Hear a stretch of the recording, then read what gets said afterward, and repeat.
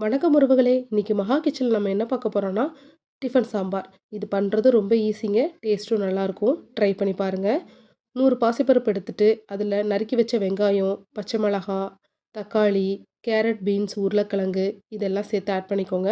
மஞ்சள், காயப்பொடி சேர்த்து தேவையான அளவுக்கு தண்ணிய ஊத்தி குக்கர்ல ஒரு 3 விசில் எடுத்துக்கோங்க. அதுக்கடுத்து ஒரு கடாயில எண்ணெய் ஊத்தி, கடுகு உளுந்தம் பருப்பு, சீரகம், வெந்தயம், வத்தலு, கருவேப்பிலை இதெல்லாம் சேர்த்து நல்லா தாளிச்சம் பண்ணிக்கோங்க. அதுக்கடுத்து வேக வச்ச அந்த பாசிப்பருப்பு இருக்குல்ல, அத நல்லா மசிச்சு இதோட சேர்த்து ஆட் பண்ணி, தேவையான அளவுக்கு தண்ணியும் ஊத்தி, அதில மஞ்சப்பொடி, காயப்பொடி, வத்தப்பொடி, அப்புறம் சாம்பார் பொடியும் சேர்த்து, தேவையான அளவுக்கு உப்பையும் சேர்த்து நல்லா மிக்ஸ் பண்ணிக்கோங்க. அது நல்லா மிக்ஸ் பண்ண பிறகு, அதோட பச்சை வாசம் போற வரைக்கும் கொதிக்க விடுங்க.